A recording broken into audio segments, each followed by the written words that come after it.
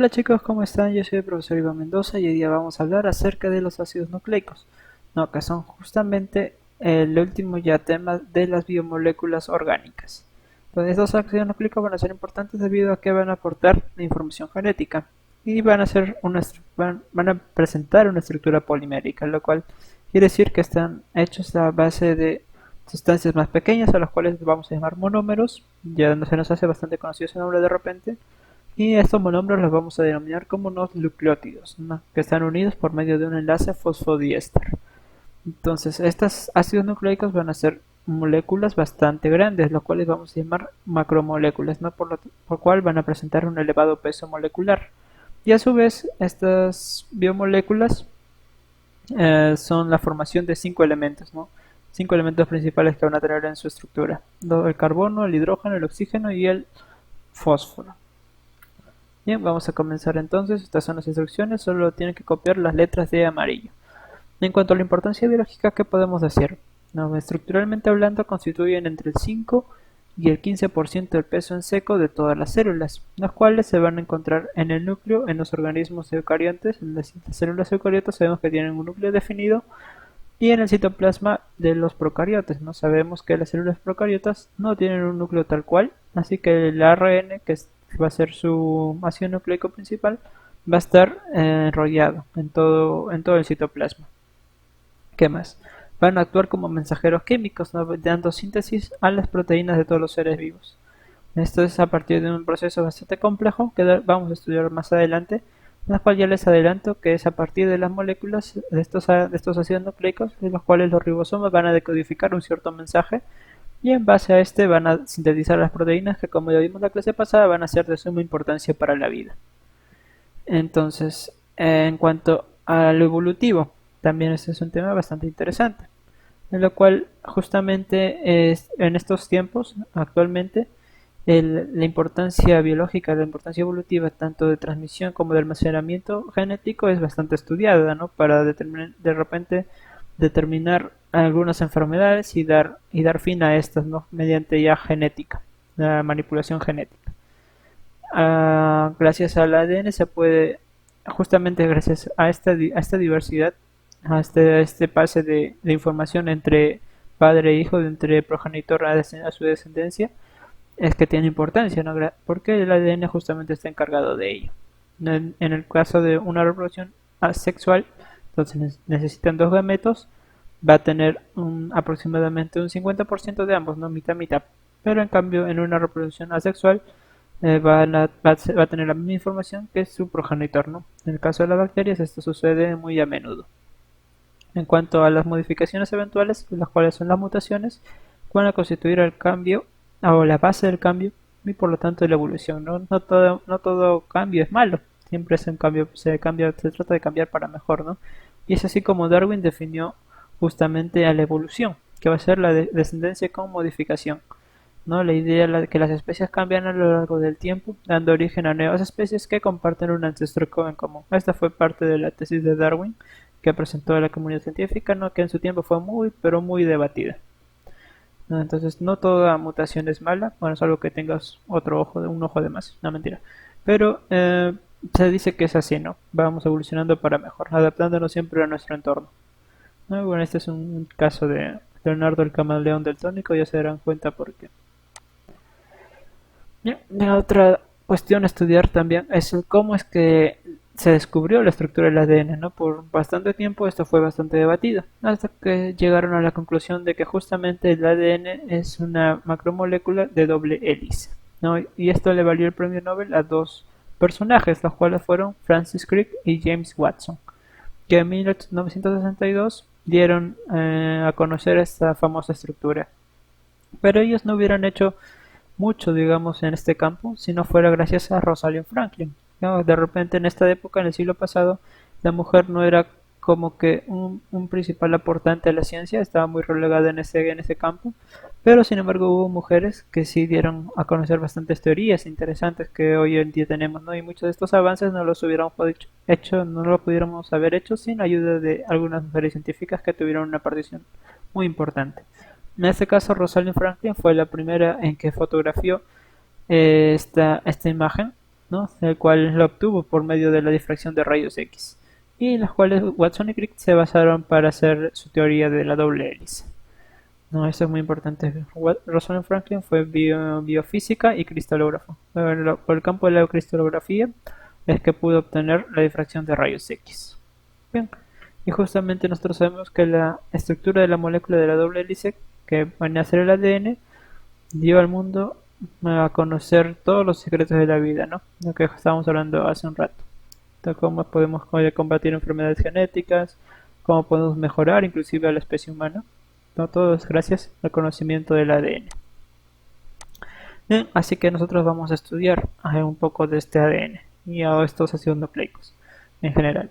En sí vamos a tener dos. Vamos a tener el ADN, el ácido desoxirribonucleico, y el ARN, el ácido ribonucleico, ¿no? Los cuales van a ser polímeros de nucleótidos. Y este nucleótido ya estamos mencionando bastante, así que vamos a ver qué son.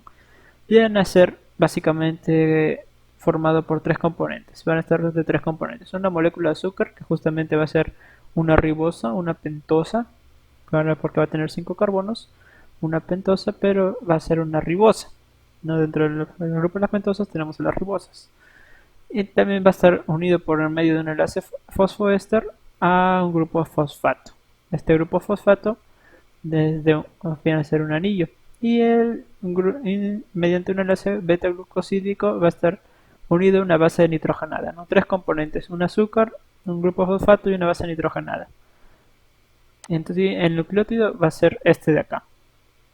Tenemos al fosfato unido a azúcar, a la ribosa, en este caso una desoxirribosa, y la base. Esta base puede ser variable, no puede ser pirimídica o purínica, ¿no? Que va a ser las pirimidinas, van a ser la citosina o la timina, y la adenina y las guaninas en las purinas.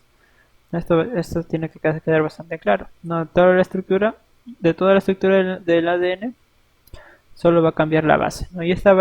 Justamente este cambio de base va a dar pie a bastantes combinaciones. Entonces los ácidos nucleicos se van a diferenciar de ADN y ARN justamente por el tipo de azúcar que presentan. O bien va a ser una desoxirribosa o bien va a ser una ribosa. Desoxirribosa debido a que no va a tener un hidroxilo justamente en el carbono 2. No va a ser una desoxi. Y la ribosa justamente va a tener ese hidroxilo, ese grupo OH. ¿No? Básicamente se vería así ambos azúcares. Y la unión va a ser mediante un enlace fosfodiéster para formar los polímeros, ¿no? Dijimos que un enlace fosfoéster va a ser justamente entre el fosfato y la base, y el di, debido a que justamente este fosfato se va a agrupar con otro azúcar, ¿no? Que va a ser el siguiente de repente. Bien, hablando de las bases nitrogenadas, justamente van a ser 4. Van a ser 5 en realidad, pero van a complementarse. ¿No? En sí van a ser la adenina, la citosina, la guanina y la timina. Pero en el ARN, en lugar de timina, vamos a utilizar al uracilo. Y la combinación de todas estas bases va a haber una gran variabilidad y va a dar lugar a diferentes componentes. De tal manera de que nosotros vamos a utilizar a la ley de Chargaff para el ADN. ¿No? Esta ley nos dice que va a estar unido a un determinado componente. Por ejemplo, la adenina se va a formar va a ser igual a la timina, y la citosina va a ser igual a la guanina. Esto lo vamos a ver con mayor precisión en lo que es la reproducción celular. Para el ADN vamos a tener a la adenina, pero en vez de timina vamos a tener al uracilo, y en vez de citosina, por otra parte, en la citosina vamos a tener a la guanina. Esto no va a cambiar, solo va a cambiar en el ARN la adenina por el uracilo, ¿no? De esta manera vamos a tener bastantes componentes y bastantes combinaciones. ¿Qué más vamos a tener? Vamos a estudiar uno por uno entonces de estos dos ácidos. El ácido desoxirribonucleico primero va a tener una forma helicoidal bicatenaria de doble cadena y antiparalela, ¿no? Una que va en un sentido y otra que va en el otro. ¿Qué va a tener? Va a tener una función principal, la cual es la más evidente, que va a ser transferir información genética, ¿no? Lo cual nos va a determinar. Otras funciones va a tener la replicación, bastante importante debido a que va a hacer copias de sí mismo, lo cual va a justamente permitir el traspase de la información genética entre células madres a células hijas. Va a ser codificable, también va a tener una etapa de codificación de las proteínas adecuadas para cada célula. Se realiza gracias a la información que provee el ADN, ¿no? En el metabolismo celular también va a intervenir en el control justamente mediante la ayuda del ARN, ¿no? Y mediante la síntesis de proteínas y hormonas.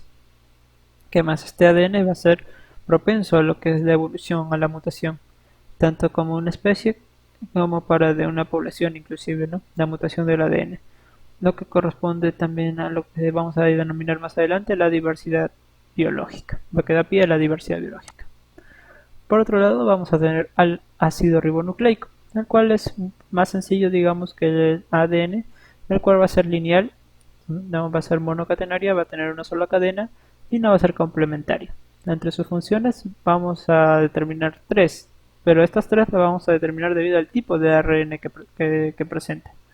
Vamos a tener al ARN mensajero, el cual va a transmitir la información codificante del ADN sirviendo como pauta para la síntesis de proteínas. ¿No? Este ARN mensajero va a viajar a través de la célula y va a llegar a los ribosomas, donde se va a convertir en el ARN ribosómico, el cual se localiza justamente en los ribosomas, ¿no? Y ahí va a ayudar a leer a los ARN mensajeros y van a catalizar también la síntesis de proteínas, ¿no? Y por último vamos a tener a los ADN de transferencia que transportan a los aminoácidos para la síntesis de las proteínas. Entonces esto es todo un ciclo que sigue el ácido ribonucleico para poder en sí unir a los aminoácidos. Bien chicos, esa ha sido la clase de hoy, espero que hayan podido aprender algo nuevo. Acá les dejo una pequeña tarea a modo de repaso para que se puedan ayudar de repente para un examen que va a venir más adelante.